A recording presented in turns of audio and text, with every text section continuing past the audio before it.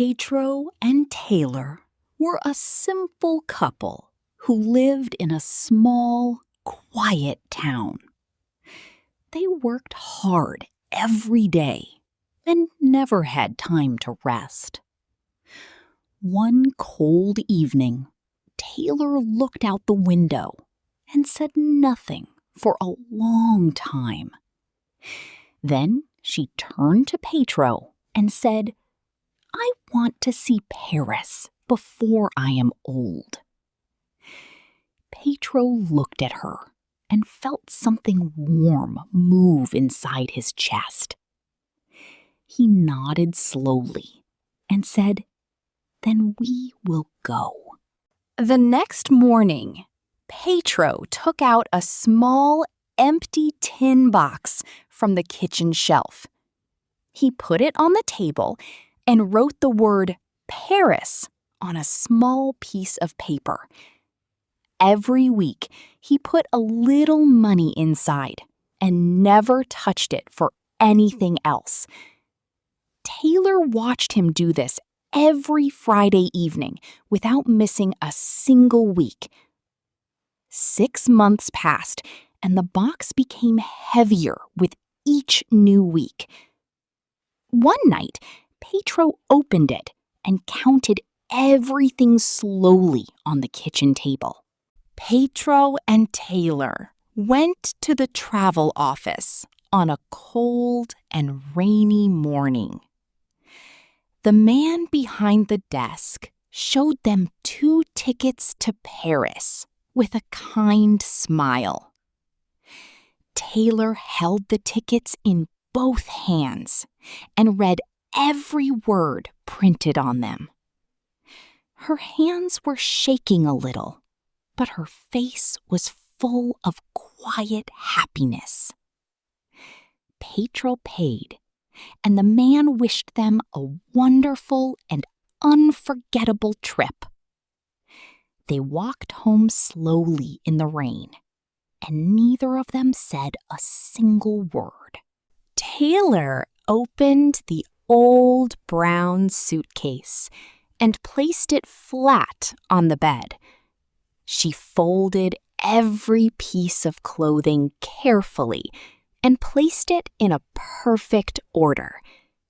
She packed medicines, small gifts for their family, and her favorite book. Petro stood at the door and watched her with a soft smile on his face. She unpacked everything and started again because nothing felt quite right. Petro laughed and said, "Taylor, we are going to Paris, not to the moon." The airport was big and loud and full of people moving in every direction. Taylor held Petro's hand tightly and did not let go for a single moment. Everything was new and exciting and a little scary at the same time. They found their gate after a long walk through the busy terminal halls. Taylor looked around with wide open eyes and could not stop smiling. Petro said, "We did it. We are really here." They landed in Paris and walked quickly to collect their one suitcase. Petro watched the bags come out one by one on the slow-moving belt. 10 minutes passed, and then 20, and their suitcase never appeared. Taylor looked at Petro, and he looked at her, and neither spoke at first. A woman in uniform came and said, "We are sorry. Your bag is lost." Taylor sat down on a chair and covered her face with both her hands. They had nothing. No clothes, No medicines, no gifts, and no book. Petro bought 2 toothbrushes and 1 small bar of soap from a tiny shop. They walked to their small hotel room and sat on the bed in silence. Taylor looked at Petro, and suddenly a small laugh escaped from her lips. Petro looked at her, and then he started laughing too, and could not stop. They laughed together for a long time, and the sadness slowly disappeared. The next morning, they walked to a small and colorful street market. Taylor found a cheap blue dress on a rack outside an old wooden stall. Pedro found a white shirt that was a little too big, but he did not mind. They paid very little and got dressed and looked at each other and smiled. Taylor said, "You look like a man who has never owned a suitcase in his life." Pedro laughed and said, "Today I am that man, and I am very happy." They walked through Paris with nothing heavy to carry and nothing to worry about. The streets were beautiful and old and full of light and color and sound. They ate fresh bread from a bakery and sat by the river in the warm sun. Taylor rested her head on Petro's shoulder and closed her eyes for a moment. Petro looked at the water and thought that this was the best day of his life.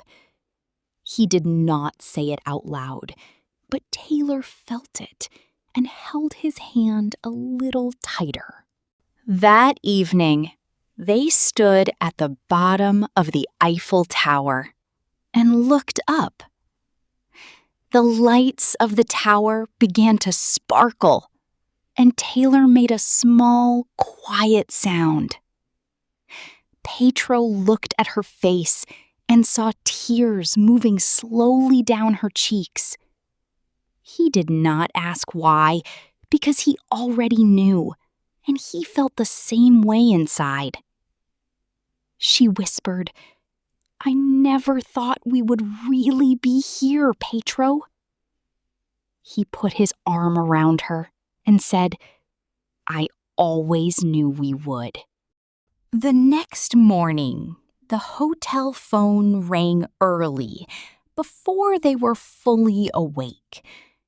A man from the airport said, "We have found your suitcase, Mr. Petro."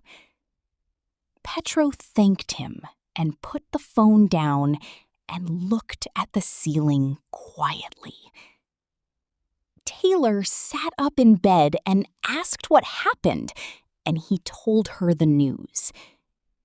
She waited for him to smile, but instead, he was quiet for a long, strange moment. Then he said, "I think I want to leave it there one more day." Taylor looked at him and did not understand what he meant at first. Petro sat up and said, "Without the suitcase, we have been truly free. No heavy bag, no plans, no list of things to do or places to find. Just the two of them, walking and eating and laughing and being together." Taylor was quiet for a moment, and then she nodded and said, "One more day." They got dressed in their market clothes and walked back out into the city. They spent the next few days walking through Paris and looking for work. Petro found a job helping in a small bookshop near the Seine. Taylor found work in a little cafe where she could help in the mornings. It was not much, but it was enough. One evening, they sat by the river again and watched the sunset light up the city.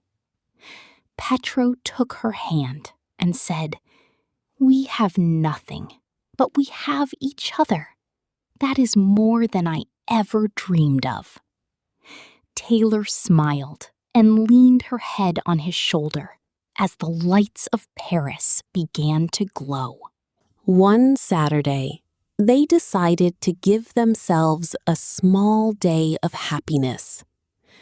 Petro bought an old book he had wanted for a long time at the bookshop. Taylor bought a simple notebook and a pencil from a small shop. Then they sat at the cafe by the Seine with 2 cups of coffee. They didn't talk about the past or the future. They talked about small things, books, movies, music, and their dreams. It was not perfect, but it was real.